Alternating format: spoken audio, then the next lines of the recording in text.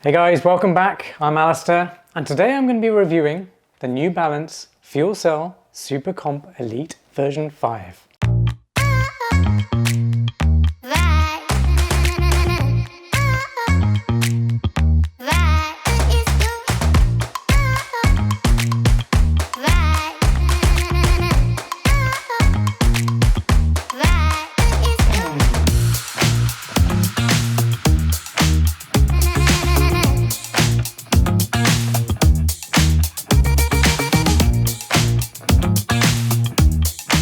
The SuperComp Elite version 5 then is New Balance's latest super shoe or carbon plated race day shoe. It is now lighter, snappier, and has a more grounded feel when compared to version 4. It keeps that same comfort and breathability that I really liked on a previous version from last year. But it also brings a few key changes that are definitely worth knowing about if you are looking to buy this shoe. As always, let's kick off with the key specs. They cost $250, and I will let you know by the end of this review if I believe they're worth that price tag. They weigh 7.2 ounces or 204 grams. That's for a size US men's 9, my pair. Now, if that doesn't really mean anything to you, that's well aligned with some of the lightest race day shoes out there right now. And it's also lighter than the previous version. You really feel it on the run too. It has a drop of 8 millimeters from heel to toe. Yes, you heard that correct.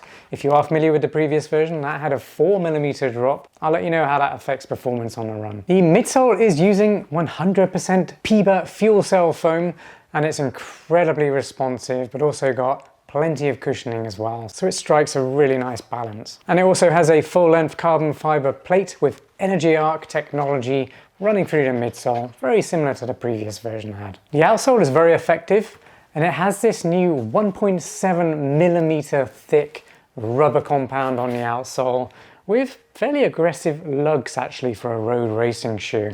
And the performance has been really good on dry and wet surfaces so far. It's also very durable. The upper has a single layer PhantomFit mesh, which is very sleek, conforms to your feet really well, but most importantly, it's durable and very breathable. So when you are running at high intensity, your feet stay well regulated inside the shoe and they don't overheat or swell or sweat. And some extra features include that 4-foot rocker, which is a little bit of a toe spring, and it's also quite a bit narrower on the footprint under the midfoot and towards the heel when compared to the previous version. When it comes to sizing and fit, they run true to size and they have a medium width. So I'd go with your usual sizing with these. If you have wide feet, I'd maybe go up a half size. That should give you a much better fit. The step-in comfort is very high for a carbon-plated race day shoe, and that's really because of this upper design, but also the collars and the heel counter are all very padded. And although the tongue isn't that long, there is enough padding there so you don't get any lace bite from the lacing system. There's also a gusseted tongue inside, which helps hold the tongue in place when you're running, but also reduces any rubbing points within the shoe. If you're enjoying this review so far, please give the video a like and make sure you comment on the video. If you've had experience running in these shoes, let me know how you got on, let me know if you enjoyed them, maybe you didn't. Either way, the more input we can get from the community of this channel, the better. It will help subscribers and future subscribers decide whether or not this shoe is right for them, because they'll have more information to draw a final opinion on. And if you don't have any experience with this shoe, just drop a comment, introduce yourself, let me know who you are, where you're running, what kind of running you like to do. Let's get the conversation going. I really want to make this channel as much of a running community as possible. And of course, subscribe to the channel. I always keep my reviews genuine, honest, and as insightful as possible to help you decide whether or not the shoes I'm currently reviewing are going to be best for you and your needs. But if at any point I miss something or you've just got a burning question, just drop it in the comments and I'll get back to you. I always reply to everyone. And once you've subscribed, make sure you hit that notification bell. That'll let you know as soon as new videos drop. Well, congrats, you've made it to my performance review. I'm going to start by talking about the ride. If you're familiar with the previous version, the SuperComp Elite version 4, and you enjoyed that shoe, you're going to be really pleased with the upgrades.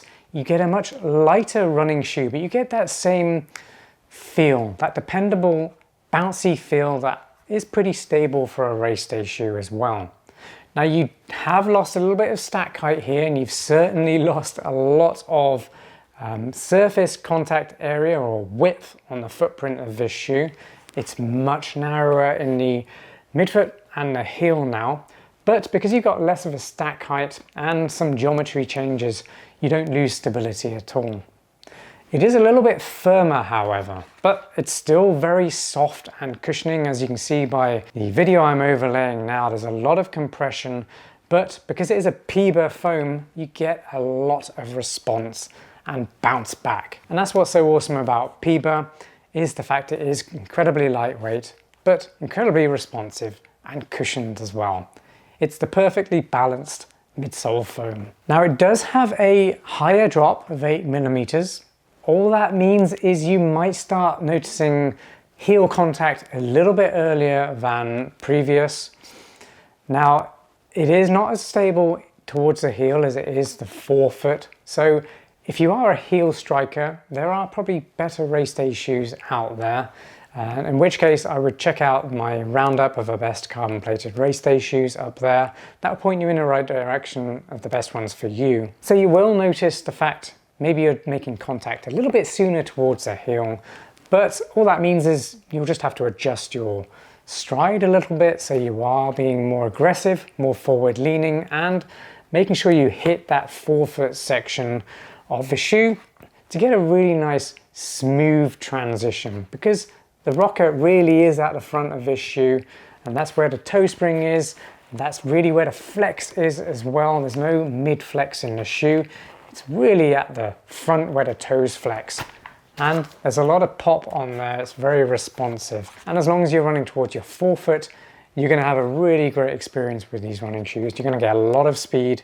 You're going to get the most comfort and stability. This midsole with PBA foam really does allow you to dial in or lock in that marathon race day pace at long distances. Just because it has that balance. It's very cushioned, but it does give back. It springs back. And when you combine that with this energy arc plate running through the midsole, you get a very propulsive ride, all while maintaining that comfort level that many of us just really want to have on marathon day. We don't want to sacrifice comfort for all-out performance, because we're going to be out there longer than elite runners, for example. So we need a better balanced shoe that gives us comfort through stability, cushioning, and an enjoyable, fun, bouncy ride. This one here delivers on that. The upper is very breathable as well. So I mentioned this before, but you do get a nice amount of airflow running through the shoe. That helps you regulate temperature within the shoe and it keeps your feet nice and cool.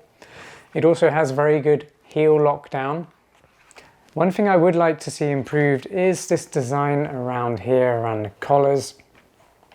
Just the lateral side of the collar here on the inside edge.